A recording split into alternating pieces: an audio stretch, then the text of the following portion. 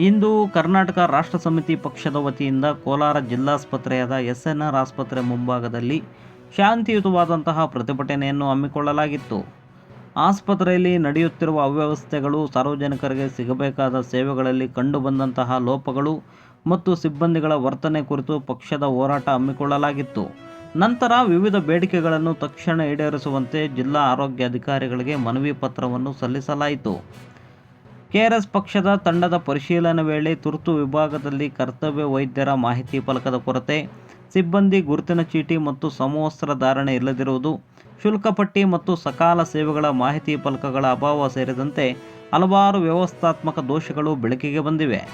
ಆಸ್ಪತ್ರೆಯ ಸ್ವಚ್ಛತೆ, ಶೌಚಾಲಯ ನಿರ್ವಹಣೆ ದುಸ್ಥಿತಿ, ಔಷಧಿಗಳ ಕೊರತೆ, ಹೊರಗಡೆ ಖರೀದಿ ಮಾಡಲು ಒತ್ತಡ ಇರುವ ಬಗ್ಗೆ ಸಾರ್ವಜನಿಕರು ದೂರು ನೀಡಿದ್ದಾರೆ.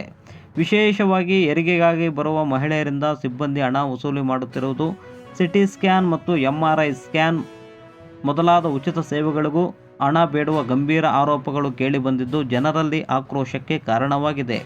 ಸಿಸಿಟಿವಿ ಕಾರ್ಯನಿರ್ವಹಣೆ ದುರ್ಬಲ, ಚಿಕಿತ್ಸೆ ವಿಳಂಬ ಮತ್ತು ಖಾಸಗಿ ಆಸ್ಪತ್ರೆಗೆ ರೋಗಿಗಳನ್ನು ರವಾನಿಸುವ ಬಗ್ಗೆ ಕೂಡ ಪಕ್ಷ ಆರೋಪ ಮಾಡುತ್ತಿದೆ. ಈ ಎಲ್ಲ ಅಸಮರ್ಪಕತೆಗೆ ಅಂತ್ಯವಿಟ್ಟು ಜನರಿಗೆ ಸಮಯಪಾಲಿತ, ಗೌರವಪೂರ್ಣ ಮತ್ತು ಉಚಿತ ಆರೋಗ್ಯ ಸೇವೆ ಒದಗಿಸಲು ಕ್ರಮ ಕೈಗೊಳ್ಳಬೇಕೆಂದು ಕರ್ನಾಟಕ ರಾಷ್ಟ್ರ ಸಮಿತಿ ಪಕ್ಷ ಆಗ್ರಹಿಸಿದೆ. ಇನ್ನು ಈ ಒಂದು ಪ್ರತಿಭಟನೆಯಲ್ಲಿ ರಾಜ್ಯ ಕಾರ್ಯದರ್ಶಿಯಾದ ಜಾಣಗರಿ, ಕೋಲಾರ ಅಧ್ಯಕ್ಷರಾದ ಮಂಜುನಾಥ್, ಉಪಾಧ್ಯಕ್ಷರಾದ ರಾಜ್ಯಪಾಲ, ಜಿಲ್ಲಾ ಉಸ್ತುವಾರಿ ಮಹೇಶ್ ಮತ್ತು ಬಂಗಾರಪೇಟೆ ಅಧ್ಯಕ್ಷರಾದ ಹರೀಶ್ ಯದುವೀರ್ ಮತ್ತು ಕೆಆರ್ಎಸ್ ಪಕ್ಷದ ಪದಾಧಿಕಾರಿಗಳು ಭಾಗವಹಿಸಿದ್ದರು. ಕಳೆದ ಬಾರಿ ನಾವು ಒಂದು ಅಭಿಯಾನವನ್ನು ಮಾಡಬೇಕಾದ್ರೆ ಇಲ್ಲಿರುವಂಥ ಆಡಳಿತ ಅಧಿಕಾರಿಗಳು ಒಂದು ಬೇಜವಾಬ್ದಾರಿಯಿಂದ ಉತ್ತರವನ್ನು ನೀಡ್ತಾಯಿದ್ರು.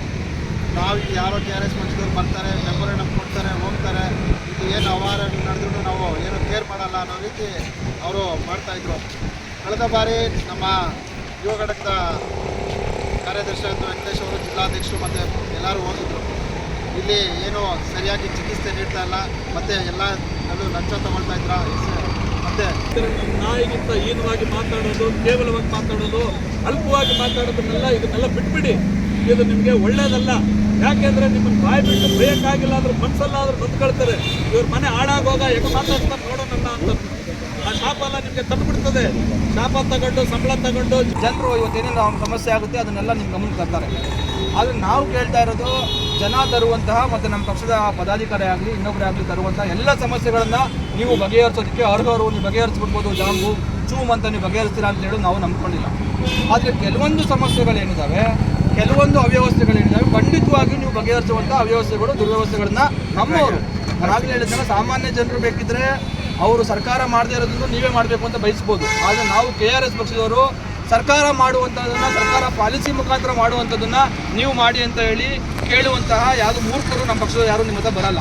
ಬಹುತೇಕವಾಗಿ ಅವರು ನಡೀತಾ ಇರುವಂತಹ ದುರಾಡಳಿತ, ಅವ್ಯವಸ್ಥೆ, ಸಿಬ್ಬಂದಿಗಳು ಸೌಜನ್ಯದಿಂದ ನಡ್ಕೊಳ್ತಾ ಇರೋದು, ಮತ್ತು ಯಾವುದೋ ಸ್ಕ್ಯಾನಿಂಗ್ಗೆ ದುಡ್ಡಿಸ್ಕೊಳ್ಳುವಂಥದ್ದು, ಹೆರಿಗೆ ಮಾಡಿಸೋದಕ್ಕೆ ದುಡ್ಡಿಸ್ಕೊಳ್ಳುವಂಥದ್ದು, ಈ ಥರದ ವಿಚಾರಗಳು ಅವ್ರ ಗಮನಕ್ಕೆ ಬಂದಾಗ, ಕಣ್ಣಾರ ಕಂಡಾಗ, ಅದಕ್ಕೆ ಸಾಕ್ಷ್ಯಗಳಿದ್ದಾಗ ಅದನ್ನು ನಿಮ್ಮ ಗಮನಕ್ಕೆ ತರ್ತಾರೆ.